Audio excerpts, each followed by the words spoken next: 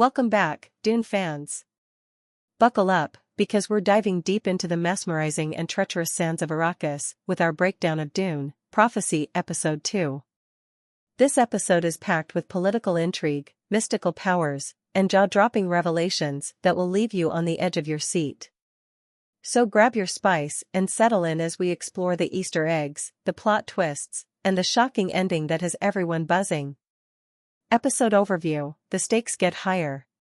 In this thrilling second episode, titled Two Wolves, we witness the power dynamics on Arrakis shift dramatically. The stakes are higher than ever as Valia Harkonnen and her Bene Gesserit sisters navigate a world filled with betrayal, ambition, and the ever-present danger of mystical forces. Desmond Hart, a character shrouded in mystery and power, emerges as a pivotal figure, raising questions about his true intentions and the implications for the future of the Imperium. Key moments from Episode 2. Desmond Hart's pyrokinetic powers. The episode opens with a shocking revelation: Desmond Hart possesses pyrokinetic abilities. After brutally eliminating Prue Atreides, his powers leave both allies and enemies questioning whether he is a mere pawn or a key player in the universe's destiny. Valia Harkonnen sees him as both a potential threat and an asset, leading to intense power struggles among the ruling factions. The Agony Ritual. We delve into the harrowing agony ritual that Lila, a young acolyte, must undergo to connect with her ancestors. This deadly trial involves ingesting a toxic substance known as Rossak poison, which allows her to access her genetic memories. It's a perilous journey that could either elevate her status within the sisterhood or cost her life. Shai-Hulud, the Sandworm connection. A pivotal moment occurs when Desmond claims to have been swallowed by a sandworm, an event that aligns him with the revered Shai-Hulud of Arrakis. This connection not only elevates his status but also intertwines him with the spiritual essence of the planet itself, hinting at his role in fulfilling ancient prophecies. Valia Harkonnen's machinations. Valia is determined to manipulate events to her advantage. Her plans involve using Desmond's powers while simultaneously attempting to eliminate threats from within her own ranks. The tension escalates when she confronts Desmond about his growing influence and their conflicting agendas. The shocking confrontation. The climax of the episode features a tense standoff between Valia and Desmond. When Valia attempts to use her voice, a powerful tool of manipulation, against him, she is met with an unexpected resistance. This twist not only showcases Desmond's evolving abilities, but also sets the stage for future confrontations. Easter eggs and references. As always, Dune, Prophecy is rich with Easter eggs for die-hard fans of Frank Herbert's universe. The Prophecy. Mother Raquella's cryptic message about one born twice hints at Desmond's unique origins and foreshadows his significance in upcoming events. Genetic memory. The concept of accessing ancestral memories ties back to established lore in the Dune saga, particularly regarding the Bene Gesserit's quest for knowledge and power. Sandworms. The reverence for Shai-Hulud reflects the deep cultural significance these creatures hold for the Fremen and their connection to spice production. Ending explained. What does it all mean? The episode concludes with Desmond asserting his dominance over Valia by declaring that House Carino no longer needs her services. This bold move not only cements his position but also raises questions about his ultimate goals. Is he truly seeking to eliminate the Bene Gesserit, or does he have other plans in mind? The final moments leave viewers pondering Desmond's true nature: hero or villain? His ability to resist Valia's voice suggests he has transcended typical human limitations, hinting at a deeper connection to Arrakis and its mysteries. Inside of each of us, there are two wolves. And inside the second episode of Dune, Prophecy, there are also two wolves.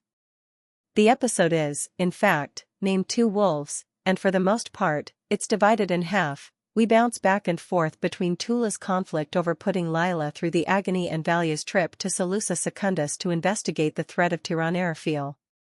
It's a separation that makes things feel more focused than last week, but more lopsided as well, as the sisterhood storyline proves once again to be much more interesting than the goings-on of the Imperium. For the most part, the heavy focus on the Harkonnen sisters' respective journeys is a positive. They're the primary protagonists of Dune, Prophecy, and Emily Watson and Olivia Williams are the best actors on the call sheet, so splitting them up and giving them their own threads to follow is a good change of pace.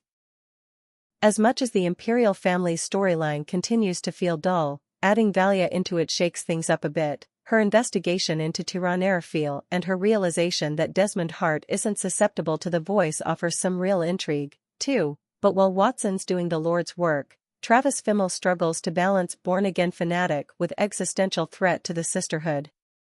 What should be unsettling and intimidating at best comes off as wild and unruly, and at worst, becomes outright wacky. Tula's arc in Two Wolves doesn't just benefit from Williams' emotional and subtle performance.